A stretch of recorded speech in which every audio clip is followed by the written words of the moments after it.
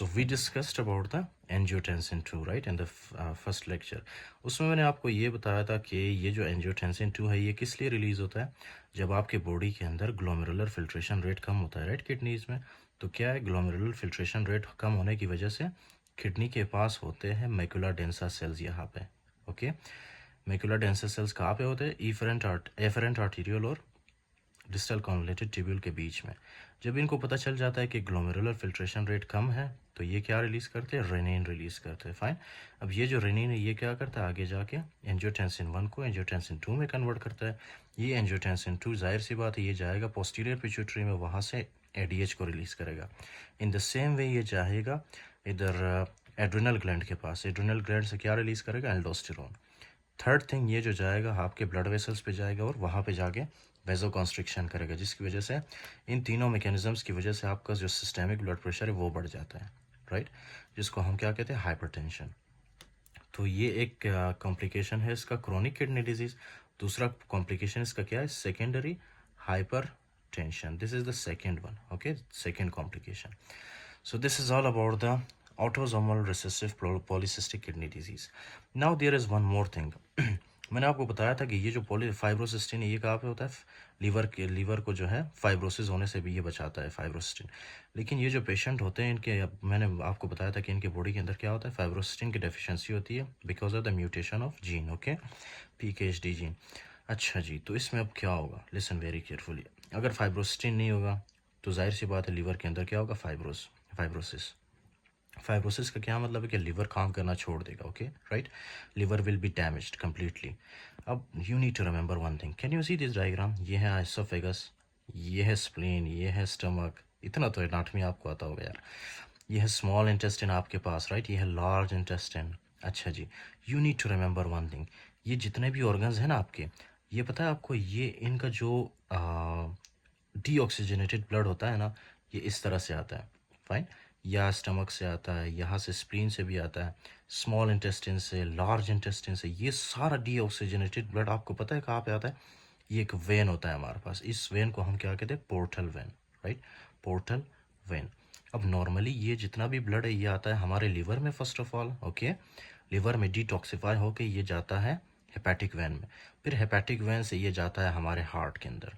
This is what happens normally in your body. Okay fine, ये normally इस तरह से होता है। लेकिन जब हमारे लिवर में फाइब्रोसिस हो चुकी होती है तो क्या ये सारा डीऑक्सीजनेटेड ब्लड जो हमारे oesophagus, spleen, stomach, small intestine, large intestine से आ रहे हैं, क्या ये जा पाएंगे हेपेटिक वेन में? या ये जा पाएंगे क्या हमारे हार्ट के अंदर? नहीं। क्यों? क्योंकि ये जो रास्ता है ना, ये लीवर क्या करता है? एक रास्ता प्रोवाइड करता है। ओके, एक पैसेज प्रोवाइड करता है कि यहाँ से जितना भी डीऑक्सीजनेटेड ब्लड है पहले लीवर में आता है और उसके बाद ये हेपेटिक वेन में जाता है। लेकिन जब लीवर की फाइब्रोसिस होती है ना तो ये क्या होता है, यहाँ पे जो है लीवर काम करना छोड़ देता है, जिसकी वजह से ये जितना भी डीऑक्सीजनेटेड ब्लड है ना ये यहाँ पे एक्यूमुलेट होना स्टार्ट कर देता है। ओके, यहाँ पे ये डीऑक्सीजनेटेड ब्लड एक्यूमुलेट होना स्टार्ट कर देता है। यहाँ पे इतना ज़्यादा प्रेशर होता है राइट, इन वेसल्स में इतना ज़्यादा प्रेशर होता है कि इसको, इस कंडीशन को हम क्या कहते हैं? Portal hypertension. ये जितने भी वेसल्स आपको नज़र आ रहा है इनको क्या कहते हैं? पोर्टल। ओके, जब इनके अंदर ब्लड प्रेशर ज़्यादा हो तो उसको हम क्या कहेंगे? Portal hypertension. Okay, portal hypertension मतलब पोर्टल वेन के अंदर ब्लड प्रेशर बढ़ गया है। ओके, अब एक कंडीशन आता है कि इसके अंदर इतना ज़्यादा प्रेशर होता है कि इसके अंदर जितना भी फ्लूइड है ना they will start leaking from the blood vessels. ये ब्लड वेसल्स के अंदर जो फ्लूइड होता है ना वो ब्लड वेसल्स के बाहर निकलना स्टार्ट कर देते हैं। और आपके पास जो ये पेरिटोनियल कैविटी है ना, एब्डोमिनल कैविटी, इनके अंदर जो है ये सारा फ्लूइड इस तरह से एक्यूमुलेट होना स्टार्ट कर देता है राइट। इस तरह से फ्लूइड एक्यूमुलेशन होती है इसके अंदर। कहाँ से आई ये फ्लूइड? ये आपके पोर्टल वेन से। ओके, अब इस कंडीशन को हम क्या कहेंगे? जब एब्डोमिनल कैविटी में हमें फ्लूइड नज़र आए उसको हम कहते हैं एसाइटीज़ राइट, इसको एसाइटीज़ कहते हैं। So this is how ascites is formed. Okay, उसके अलावा यहाँ पे एसोफिजियल वेरिसिस भी हो सकता है। ओके, एसोफिजियल वेरिसिस हो सकता है। क्यों? क्योंकि यहाँ से जो है मतलब डीऑक्सीजनेटेड ब्लड क्या करता है, यहाँ से आता है एसोफेगस से इस वेन के अंदर, पोर्टल वेन में राइट। लेकिन पोर्टल वेन के अंदर जब प्रेशर ज़्यादा होता है तो ये ब्लड यहाँ से वापस नहीं आ पाता। ओके, इस वेन के अंदर, जिसकी वजह से ये ब्लड यहाँ पे एसोफेगस में एक्यूमुलेट होता जाता है, एक्यूमुलेट होता जाता है राइट। आखिर में एक सिस्ट सा बनता है फाइन, एक वेन में तो उसको हम क्या कहते हैं, जब एसोफेजियल वेन में प्रेशर बढ़ जाए उसको हम कहते हैं एसोफेजियल वेरिसिस। अगर इसको आपने ठीक ठीक नहीं किया तो ये रप्चर हो सकता है। रप्चर होने की वजह से ये ऊपर आ सकता है, राइट। आप वॉमिटिंग करते हो तो आपकी वॉमिटिंग में क्या मिलती है, ब्लड मिलती है। Okay fine. तो एक तो एसोफेजियल वेरिसिस है, उसके अलावा ये जो हमारे पास वेसल्स है ये क्या करता है, स्प्लीन से भी डीऑक्सीजनेटेड ब्लड को लाता है, राइट। जब ये वेसल्स जिनमें प्रेशर ज़्यादा होगा तो क्या होगा, क्या डीऑक्सीजनेटेड ब्लड स्प्लीन से आ पाएगी, इधर नहीं आ पाएगी, राइट। क्यों, क्योंकि आगे रास्ता बंद है। तो यहाँ पे डीऑक्सीजनेटेड ब्लड जो है ना वो एक्यूमुलेट होता जाएगा, जिसकी वजह से ये जो हमारे पास स्प्लीन है इसकी ये स्प्लीनोमेगली होती है, राइट। यहाँ पे स्प्लीनोमेगली का मतलब है कि ये जो स्प्लीन है ना इसका साइज़ इनलार्ज होता है। साइज़ इनलार्ज होने की वजह से इसके अंदर जितने भी प्लेटलेट्स आते हैं ना ये प्लेटलेट्स की ब्रेक डाउन करता है, राइट। प्लेटलेट्स की ब्रेक डाउन करता है ये। तो एज अ रिजल्ट क्या होगा, थ्रोम्बोसाइटोपिनिया, प्लेटलेट्स कम होंगे हमारे बॉडी के अंदर, right. So this is what happens when fibrosis occurs. Now there is one more concept, okay please cooperate with me. एक है पोर्टर सीक्वेंस, आपके बुक में मेंशन किया इसलिए आपको I have to tell you Potter sequence होता क्या है। Listen very carefully, Potter sequence is very important for your exam, right. आपको पता है आपके पास इस तरह से यूट्रस होता है, राइट। यूट्रस होता है, I have drawn a very ugly diagram but it's okay, I hope you will manage. हमारे पास होता है uterus, this is a mother, right. ये जो मैंने डायग्राम ड्रॉ किया है this is a mother, right. ये इसकी टांगे, ये एब्डोमेन है, ये बेली बटन, और ये क्या है हमारे पास, this is the uterus. Uterus के अंदर आपको पता है क्या है, इस तरह से बेबी होता है, राइट। इस तरह से यूट्रस के अंदर बेबी होता है, राइट। अब ये जो बेबी है ये पता है आपको क्या करता है, ये यूरिन प्रोड्यूस करता है, यूरिन प्रोड्यूस करता है, यूरिन यूरिन यूरिन। अब मज़े की बात ये है ना कि ये जो बेबी है ये क्या करता है, फर्स्ट ऑफ ऑल ये यूरिन प्रोड्यूस करता है, राइट। जिसको हम क्या कहते हैं, एमनियोटिक फ्लूइड। आपको पता है कि एमनियोटिक फ्लूइड किसको कहते हैं, जब बेबी यूरिन प्रोड्यूस करता है उसको हम एमनियोटिक फ्लूइड कहते हैं। इसी एमनियोटिक फ्लूइड को ये बेबी क्या करता है, इस तरह से पीता रहता है, ओके। पीता रहता है, पीता रहता है। अब एमनियोटिक फ्लूइड की वजह से क्या है कि ये एमनियोटिक फ्लूइड जब बेबी पीता है ना तो ये एमनियोटिक फ्लूइड जाता है बेबी के लंग्स के अंदर, एस्पायरेशन होती है, राइट। बेबी के लंग्स के अंदर एस्पायरेशन होती है। तो एक हिसाब से ये जो एमनियोटिक फ्लूइड है ये अच्छा होता है, right, because it will help in the development of the lungs of the baby, okay. Second thing, एक तो ये लंग डेवलपमेंट में हेल्प करता है, दूसरा ये प्रोटेक्शन प्रोवाइड करता है बेबी को। कैसे प्रोटेक्शन प्रोवाइड करता है, लिसन वेरी केयरफुली। ये जो है ना हमारे पास यहाँ पे क्या होता है, यहाँ पे जो है एमनियोटिक फ्लूइड एक्यूमुलेट होता है, राइट, अराउंड द बेबी। इस तरह से एक पानी होता है जिसको हम क्या कहते हैं, एमनियोटिक फ्लूइड, राइट। अब ये जो एमनियोटिक फ्लूइड है ये बेबी को प्रोटेक्ट करता है, कैसे। आपको पता है कभी कभी यूट्रस में कॉन्ट्रैक्शन होती है, अगर यूट्रस में कॉन्ट्रैक्शन हो तो ये क्या होगा, यूट्रस एकदम से इससे जम जाएगा, राइट। जमने की वजह से क्या होगा, ये यूट्रस बेबी के ऊपर प्रेशर अप्लाई करेगा। प्रेशर अप्लाई करने की वजह से बेबी के फॉर एग्जांपल सर पे प्रेशर अप्लाई कर सकता है, उसके लिम्स पे प्रेशर अप्लाई कर सकता है, जिसकी वजह से बेबी में या फिटस में डिफॉर्मिटीज़ कास हो सकती है, fine.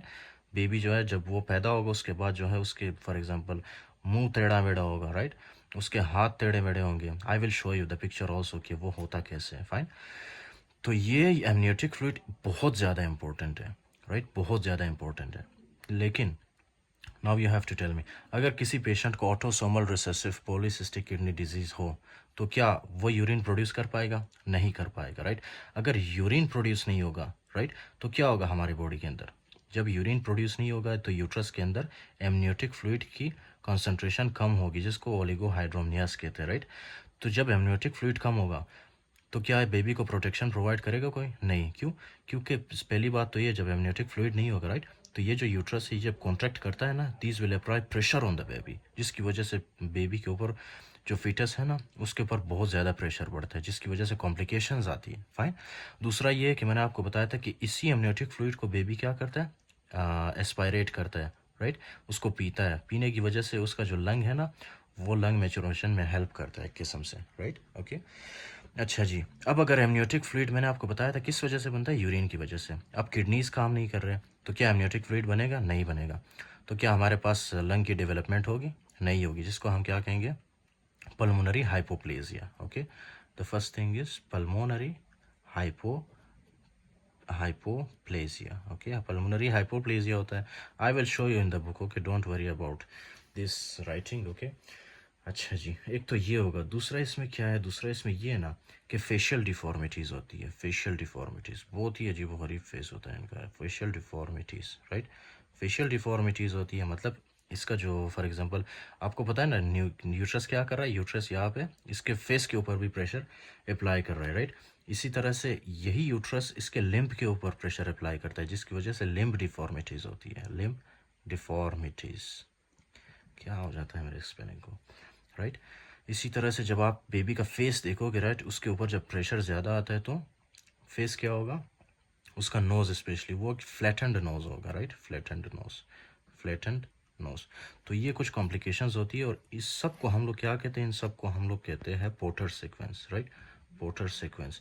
Now you have to remember this. Potter sequence किस वजह से होता है, जब यूरिन की प्रोडक्शन कम होती है। यूरिन क्यों, किस लिए कम होता है, जब किडनीज के अंदर कोई मसला होता है, किडनी फेलियर जब होता है, so that will lead to reduce urine production. जब यूरिन कम होती है तो एमनियोटिक फ्लूइड कम बनता है, जिसकी वजह से लंग नहीं डेवलप होते, प्रोटेक्शन नहीं होती बेबी को। ये कॉम्प्लिकेशंस, ये क्लिनिकल फीचर्स आते हैं बेबी में, right. Okay, so you can see now. Okay, by the way, you can use these lectures for USMLE step 1 and step 2 both. Fine. Step 2 में भी यही बातें बताई गई है, बस उसमें ये है कि उसमें एक्स्ट्रा सिर्फ डायग्नोसिस और ट्रीटमेंट की बात है। Okay fine. Now you have to listen one thing. Autosomal recessive polycystic kidney disease, इसमें क्या होता है, इसमें म्यूटेशन होता है कौन से जीन में, PKHD1 जीन में, राइट। जो कि क्या करता है, नॉर्मली PKHD1 जीन किसको बनाता है, फाइब्रोसिस्टीन को बनाता है, राइट। फाइब्रोसिस्टीन की कमी होती है, क्यों, क्योंकि हमारे पास जो PKHD1 जीन है ना, इसमें म्यूटेशन होती है। जब म्यूटेशन होती है तो फाइब्रोसिस्टीन की डेफिशिएंसी होती है, ये बनता नहीं है, right. Cystic dilation of collecting duct often presents in infancy and may be seen on prenatal ultrasound. तो क्या है कि ये जो है मोस्टली हम कब देखते हैं, इन्फेंसी में। मैंने आपको बताया था ना, इन्फेंट्स में होता है ये। उसके अलावा may be seen on prenatal ultrasound, जब अल्ट्रासाउंड करते हैं ना, अल्ट्रासाउंड में आपको नज़र आता ही है, okay. Associated with congenital hepatic fibrosis. आप डू यू रिमेंबर, मैंने आपको बताया था इसमें क्या होता है, हेपेटिक फाइब्रोसिस, राइट। ये आपका लिवर है, हेपेटिक, और यहाँ पे फाइब्रोसिस होती है। Significant oliguria renal failure in utero can lead to Potter sequence. अगर बचपन में क्या हुआ, मतलब यूट्रो के अंदर, राइट, यूट्रस के अंदर अगर यूरिन प्रोडक्शन कम हुई है, एमनियोटिक फ्लूइड कम हुई है, so that will lead to Potter sequence, right, ये पोर्टर सीक्वेंस। उसके बाद है concerns beyond neonatal period include systemic hypertension. As मैंने आपको बताया था ना कि कॉम्प्लिकेशन में क्या होता है, सेकेंडरी हाइपरटेंशन होती है, progressive renal insufficiency and portal hypertension. Portal hypertension होती है, फाइब्रोसिस होता है लीवर का, ये देख रहे हो आप, पोर्टल हाइपरटेंशन हो रहा है यहाँ पे। उसके बाद फ्रॉम कॉन्जेनिटल हेपेटिक फाइब्रोसिस, जब कॉन्जेनिटल हेपेटिक फाइब्रोसिस होता है इसकी वजह से हाइपरटेंशन होती है, राइट। बाकी जो मैंने बातें बताई है, क्रोनिक किडनी डिजीज़, कुछ कॉम्प्लिकेशंस, क्रिएटिनिन, यूरिया, ये चीज़ें जो बढ़ जाती है, एल्डोस्टेरोन कैसे रिलीज़ होता है, they are the mechanisms, okay. आपको समझाने के लिए ये चीज़ें मैंने ड्रॉ की है।